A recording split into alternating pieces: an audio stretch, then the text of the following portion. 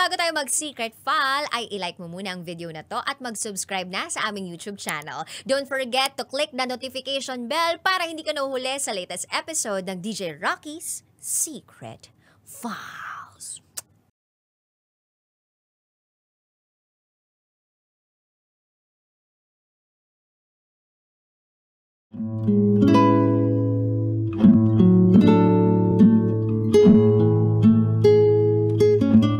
And now, it's time for DJ Rocky's Secret Files.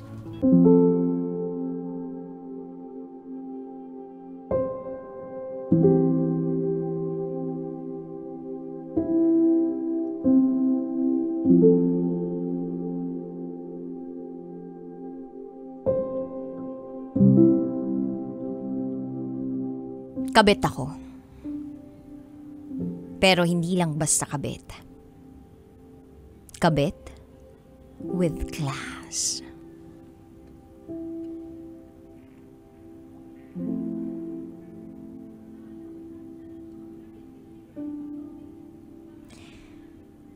Yan ang tawag ko sa sarili ko. Kabit na may class. Parang hindi masyadong masakit pakinggan para sa akin. Itago mo ako sa pangalang Princess. And this is my secret file. Princess ang tawag niya sa akin. I'm 30 years old, 5'5", maputi. Alam kong maganda ang katawan ko, lalo na nung kabataan ko. Masasabi kong may kaya naman ang pamilya namin kasi nabibili naman namin lahat ng gusto namin. At nakakapag-aral naman kami sa mga magagandang university. Nakuha naman namin yung mga kursong gusto namin. At hindi naman kami kinakapos sa pera. Back in 2015, I was 21 years old. Third-year college nursing student. No boyfriend since birth. Not until nakilala ko si Eddie. Maarte rin ako pagdating sa lalaki. Gusto ko malinis sa katawan.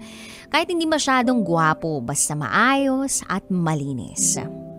Matalino. At may pera din.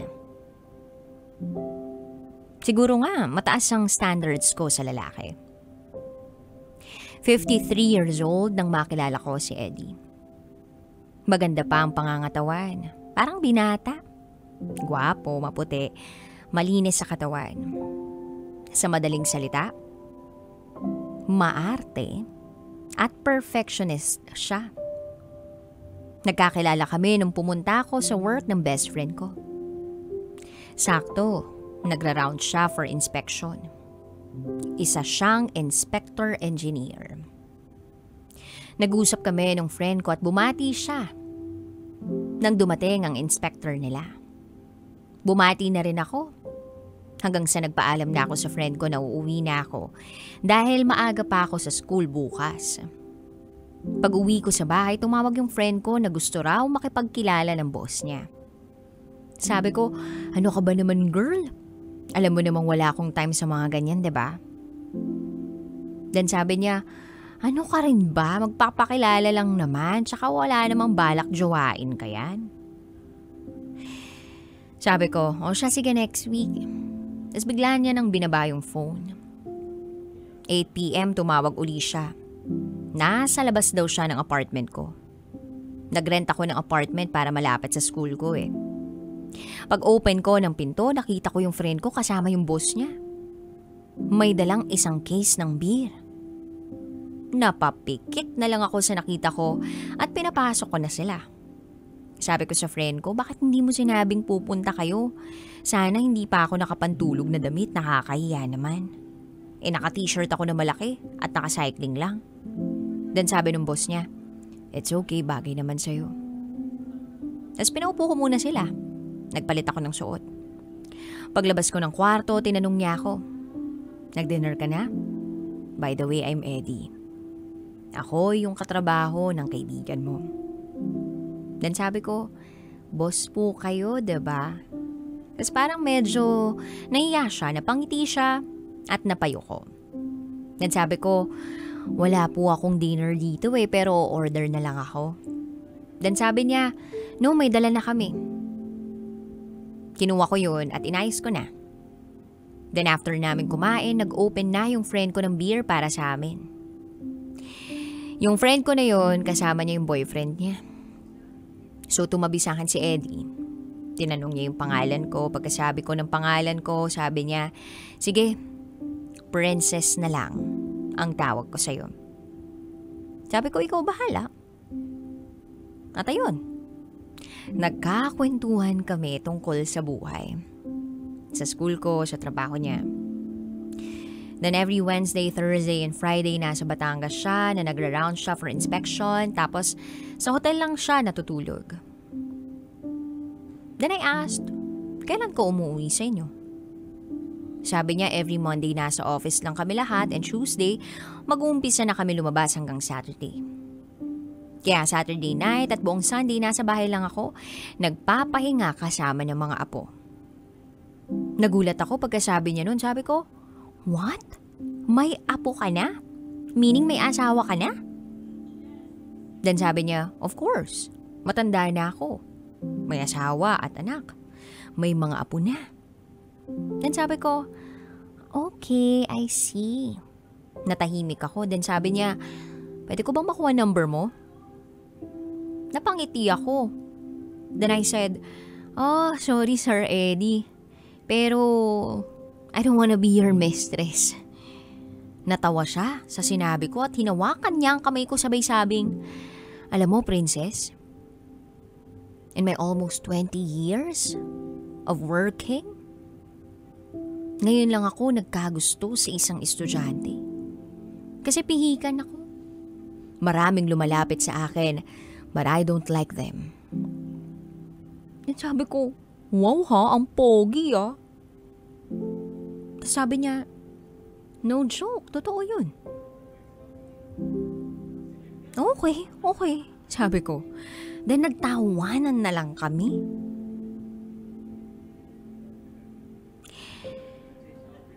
Ang dami namin na pagkwentuhan. Hanggang sa nag-uwian ang lahat. Tapos maya-maya pa, bigla na lang may kumaltok sa pinto ko. Pagbukas ko ng pinto, si Eddie. Tinanong ko siya, may nakalimutan ka? Then sabi niya, can I stay with you? Sabi ko, what?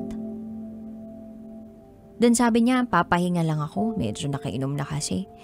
Maghahanap pa ako ng hotel na tutulugan ko.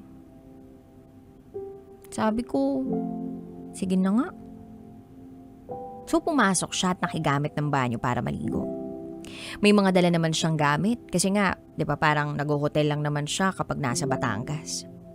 After niyang maligo, nagtulog-tulugan ako sa kwarto ko pero nakabukas ang pinto ko. Kinakabahan ako na ewan. Tapos sabi ko sa sarili ko, baka pasukin ako nito. At hindi nga ako nagkamali. Hindi na to bata. Tumabibigla sa akin. Niyakap ako. Nagulat ako. Napatingin ako kay Eddie. Then I said, anong ginagawa mo?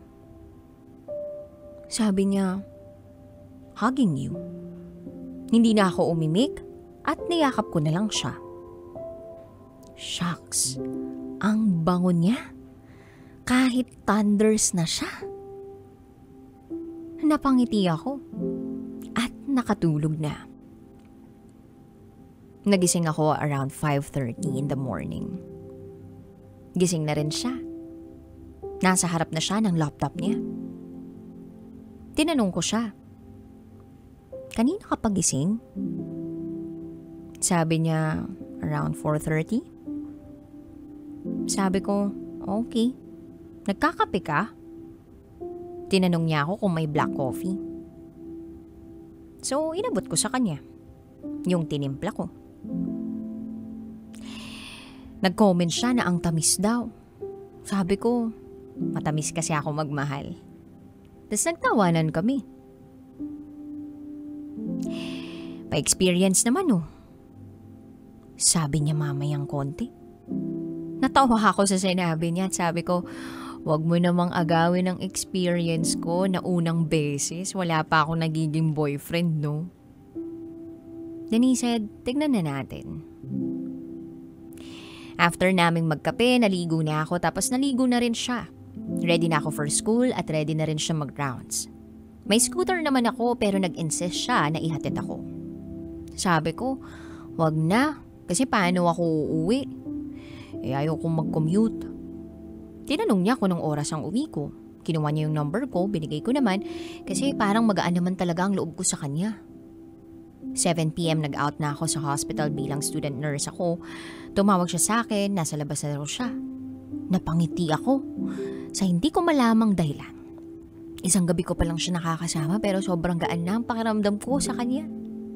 May mga kaibigan naman ako pero bilang na bilang lang. At hindi ako ganun ka-open sa buhay ko. Gusto ko kasi ng tahimik at mapayapang buhay habang nag-aaral. Pagsundo niya sa akin, kumain kami sa isang restaurant. Sa totoo lang, ayoko na magpabebe.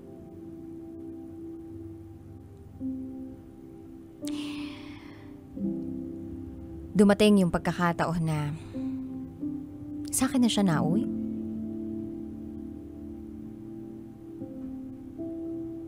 Then nangyari na ang nangyari. Yung pangyayari na hindi dapat mangyari. Walang halong pagsisisi at lungkot. Gusto ko ang ginawa namin. At hindi ko alam kung ano yung pinasok ko nung panahon na yun. Basta, ang alam ko, masaya ako. Nagkamabutihan kami. Masaya lang, walang nakakaalam na kahit sino. Kahit best friend ko pa, hindi alam ang relasyon namin. Tinuruan niya ako kung paano maging isang mahusay na kabit. Pag lumalabas kami, hindi kami magkahawak ng kamay. Medyo malayo pag naglalakad. At kapag kakain kami, pupwesto kami sa mga tagong lugar. Pag nasa trabaho siya at nasa school ako, hindi kami nagkakatext o tawag. Basta alam na namin sa sarili namin na pagpatak ng Wednesday, magkikita na kami. Umiiwas na rin kami sa place ko kasi may mga kapitbahay na chismosa. Kaya hindi na siya nag-i-stay sa place ko. Hotel na lang kami. Hatid at sundo niya ako pag nasa Batangas siya. Sobrang professional namin pag nasa labas kami.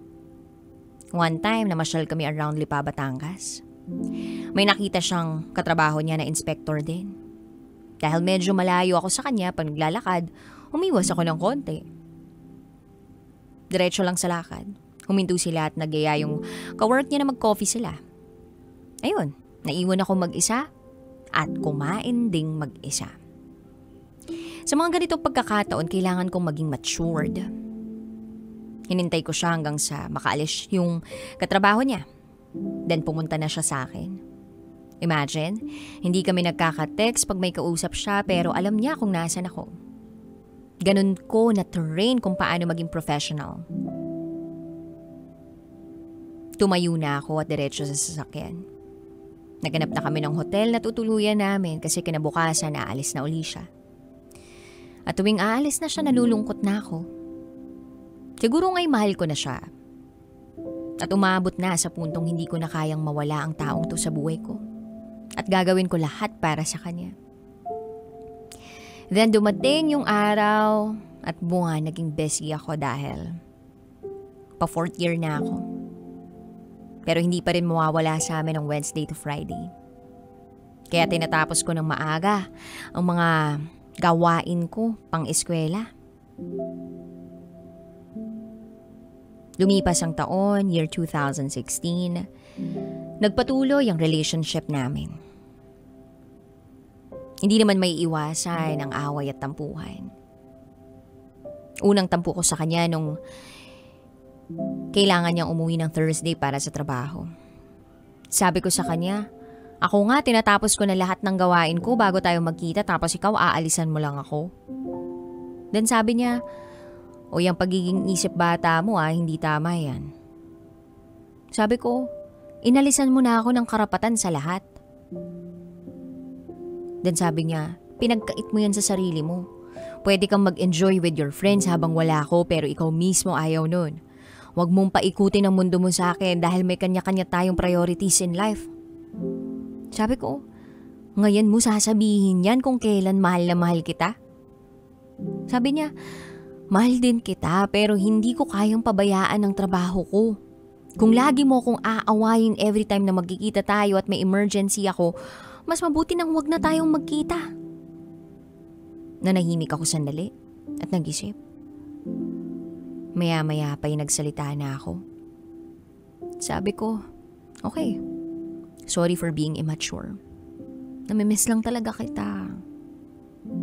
Then sabi niya, I love you, my princess. You bring color to my life. Kaya simula nun kahit ano pa ang kailangan kong intindihin para mag-grow yung relationship namin gagawin ko.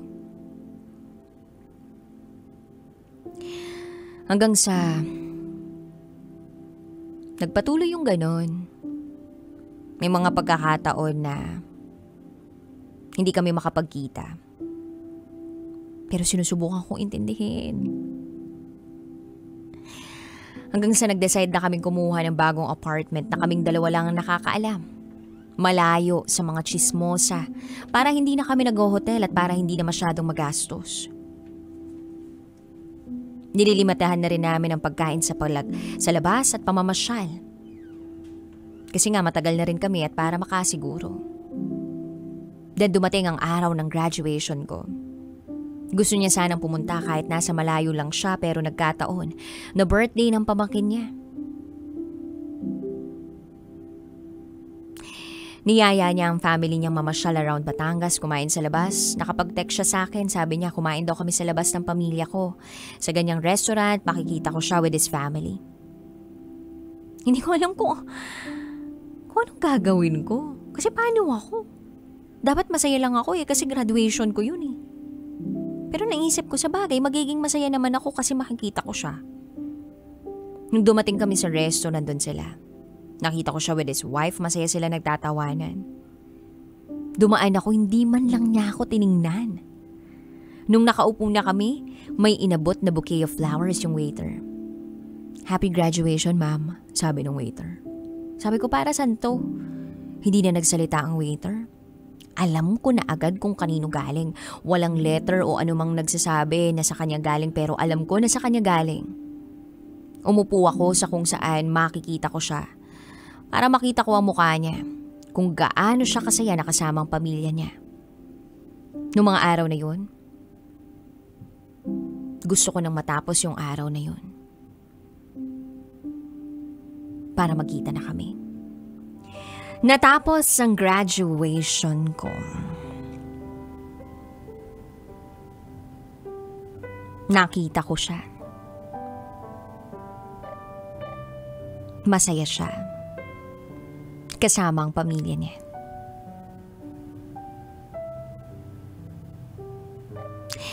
Gusto ko na matapos na ang araw na yun para makapagkita na kami. At dumating na nga yung araw ng pagkikita namin. Umuwi siya sa bahay namin habang nagre-review ako for board exams. Naabutan niya akong nakakunot ang noo. Hinalikan niya ako at nag-I love you. Siyempre, bilang marupok na tao, nag-I love you too na lang ako. Then sabi niya, hindi ako magtatagal kasi birthday ni Mrs. Nagpintig-kanteng ako kaya umalis ako at nagbanyo. Hindi man lang ako kinatok. Paglabas ko ng banyo, bagong ligo ako at nagkakape siya. Sabi ko,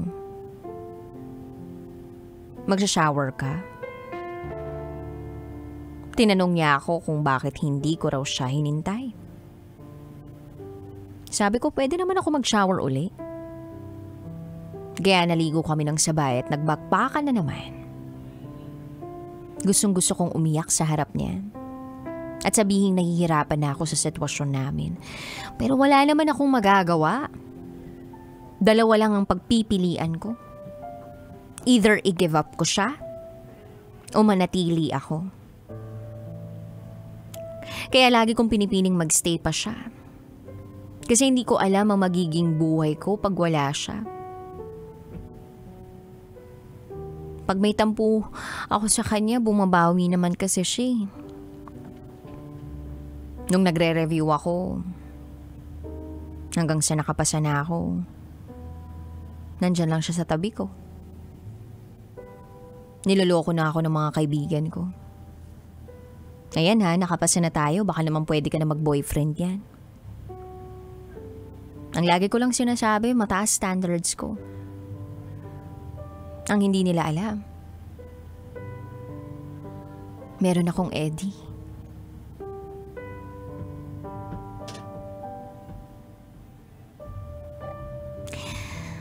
Then one day, lumabas kami at kumain sa labas. Ang hindi ko ina-expect, makikita namin ang anak niya sa mismong restaurant. Nakakainan namin. Napakaliit ng mundo. Hindi na ako nakaiwas kasi magkatabi na kami sa upuan. Pero dahil matured na akong tingnan at hindi mukhang bata, pinakilala ako ni Eddie bilang katrabaho niya. Pinakabatang katrabaho. Inalok pa niya na pwede raw silang mag-join sa amin. Siyempre, ang awkward, diba? After that, niyaya niya ang dad niyang umuwi at sumabay na sa kanila. Nag-agree naman si Eddie at iniwan na ako roon. Nagpaalam lang sa akin. Mauna na kami thank you for the dinner. Sabi ko na lang, okay sir, ingat po kayo. Pag alis nila, Diyos ko, iyak ako ng iyak at doon ko na lang naisip, ano ba tong pinasok ko? Nasaan ba ako at hindi ko nakilala ang sarili ko? Nag-commute ako pa uwi at pumunta ako sa bahay ng best friend ko para magyayang lumabas at uminom. Iyak lang ako ng iyak sa kanya, sabi ko, ang hirap pala. Dan sabi niya, alam ko naman kung ano ang mahirap. Hindi ko lang sinasabi sa'yo na alam ko na kasi gusto kong ikaw ang magsabi sa akin. Sabi ko, gaga ka talaga. Alam mo na pala bakit di mo sinasabi? Sabi niya, ayoko kasi magkailangan tayo. At doon ako lalong napahagulgol. Sobrang hirap pala, sabi ko. Nung una akala ko masaya to, exciting. Dahil mahal ko naman siya. Kaso habang tumatagal, pasakit na ng pasakit. Niyakap ako ng best friend ko at sabi niya, choice mo yan. At least alam mo na kung paano magmahal. At hindi lahat ng pagmamahal kagaya niyan. Kasi, ibang sitwasyon yan May asawa siya, tinatago ka niya. Ibang-iba ang mararamdaman mo pag malayang-malaya kang nakalabas o nakakalabas ng walang kaba. Nahawakan mo ang kamay ng kadate mo na ipopost mo na sa social media. Lahat ng yan mararamdaman mo pag binitawan mo na si sir. Sabi ko, paano? Imahal na mahal ko siya. Sabi niya, hindi ganyan ang pagmamahal. Hindi dapat ganyan magmahal. O sige, sabihin na nating mahal mo siya. Kasi kaya mong isacrifice lahat para sa kanya. Pero siya ba? Anong kaya niyang bitiwan para sa'yo? Mas lalo akong napahagulgol sa sinabi niya. Niyakap niya ako at sinabing, hindi siya ang lalaking para sa'yo. Maraming tao na gusto ng pagmamahal mo na kagaya ng binibigay mong pagmamahal sa kanya.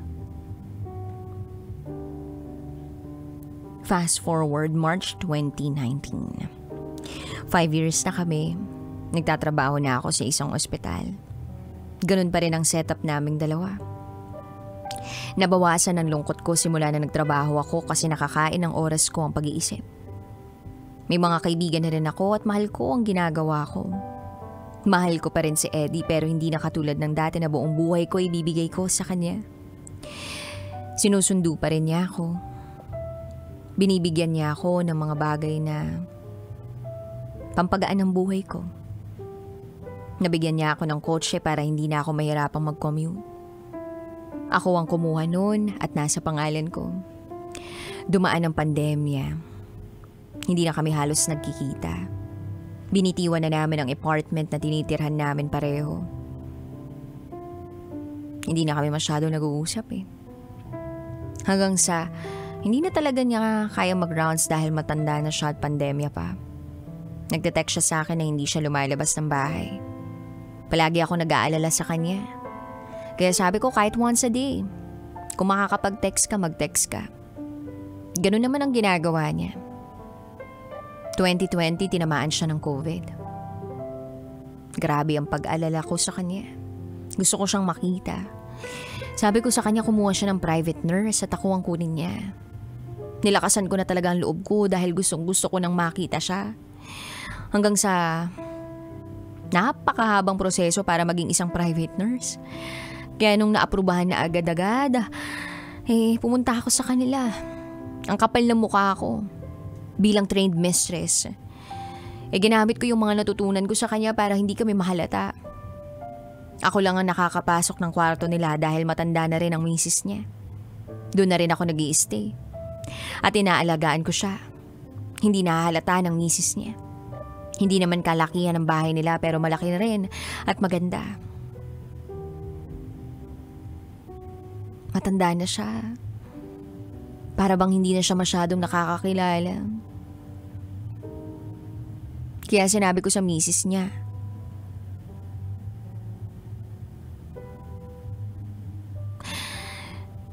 kung ano yung mga napapansin niya, magsabi lang siya. Tinanong ko pa nga kung nakikilala ba siya.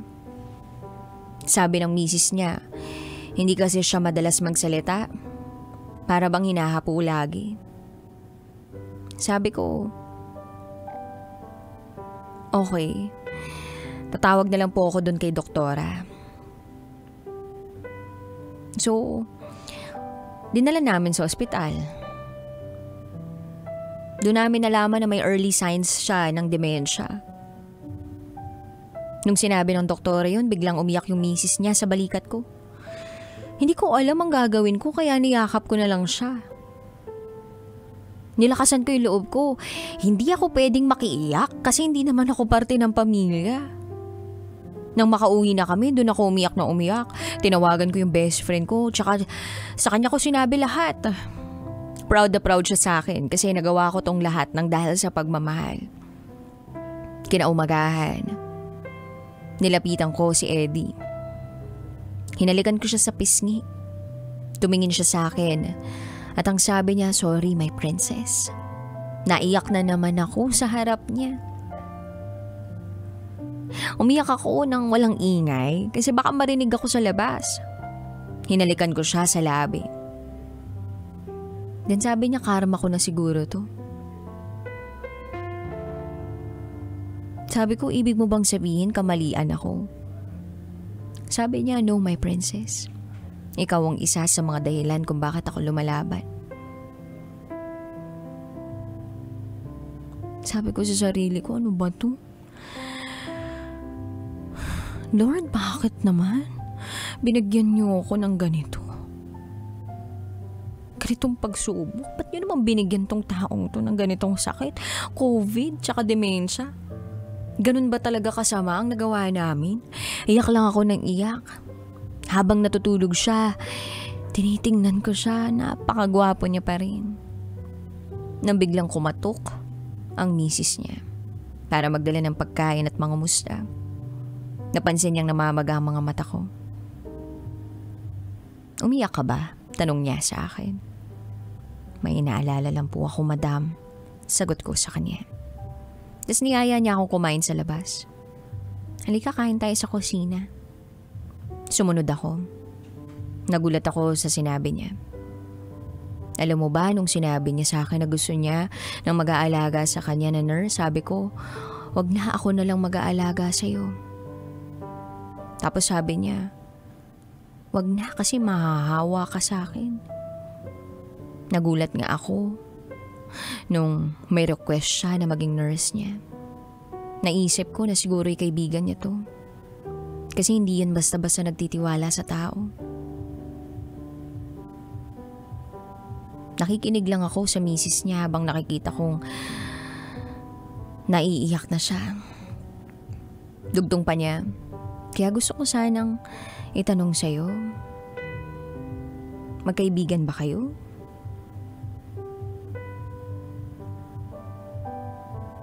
Hindi ko naisip ang sasabihin ko, basta bahala na. Ang sagot ko, madam, magkakilala po kami ni sir nung nagpa-check up siya para sa ubo niya. Ako po ang nag-asikaso sa kanya kaya siguro po natandaan niya ako.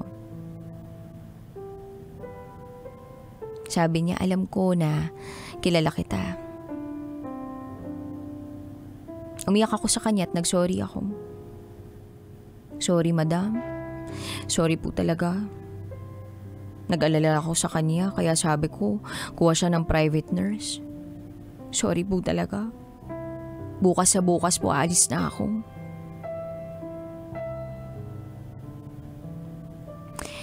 Pinaalis ba kita? Natigilan ako sa sinabi niya. Sabi ko, madam? Then sabi niya, alam mo iha, mali talaga ang ginawa niyo.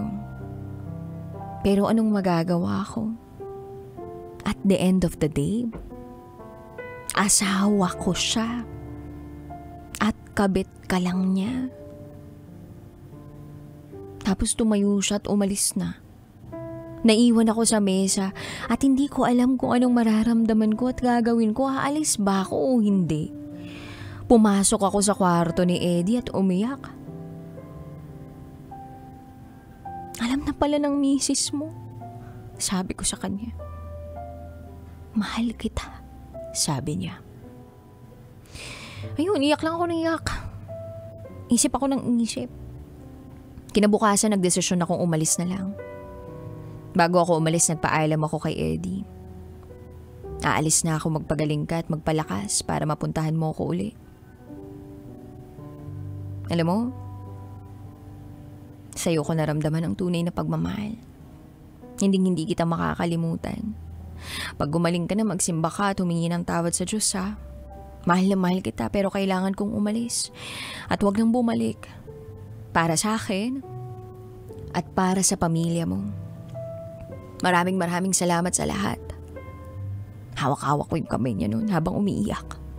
Inalikan ko siya sa labi at nagpaalam na. Sabi niya, maraming salamat my princess. Binigyan mo ng kulay ang buhay ko at sana natuto ka sa nangyari sa atin. Maging mataas ang standard mo dahil yun ang deserve mo. Huwag ka na mag-boyfriend ng may asawa dahil deserve mo maipagmalaki. Hindi ko nagawa sa'yo yun kasi may asawa ako. Mahal na mahal kita at maging masaya ka. Nagyakapan kaming dalawa at tumugulgol. Habang paalis ako ng kwartong yun, sabi ko sa sarili ko, wag na wag kang lumingon. Umalis ako at nagpaalam, nagsorry sa asawa niya. Dan sabi ni madam, pinapatawad ko na kayo. Magsimula ka ng buhay na masaya at walang tinatapakang tao. Bata ka pa at marami ka pang makikilalang tao, mag-iingat ka. After nun, hindi na ako nagparamdam pa sa kahit kanino basta related kay Eddie. 2022, 2 taon na ang nakalipas. May nakilala akong magmamahal sa akin ng buong buo. Alam ang buong pagkatao ko, sinabi ko sa kanya lahat ng nangyari sa buhay ko. Tinanggap niya ako at pinakasalan sa edad na 29. Same age kami, parehas kaming nurse at hanggang ngayon walang nakakaalam sa naging relasyon namin ni Eddie. Kung hindi yung asawa ko, best friend ko, at ang misis ng best friend ko.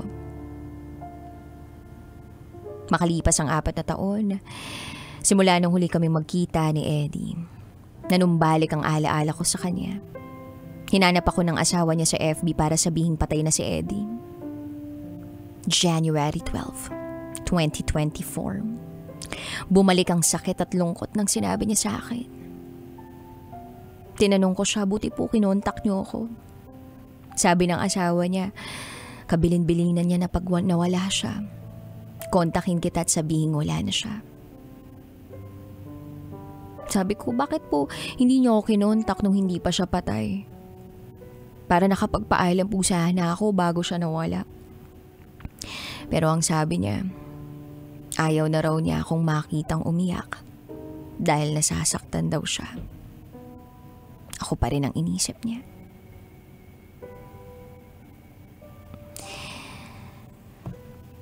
Isa ako sa mga nagmamahal kay Sir Eddie. Marami man akong pinagsisisihan, pero hindi pa rin maiaalis na naging parte yon ng pagkatao ko. Marami akong natutunan. Na-share ko to para maging leksyon sa ibang mga tao. Hanggang dito na lang po muna, DJ Rocky. Muli, ako si Princess. At ito ang aking secret file.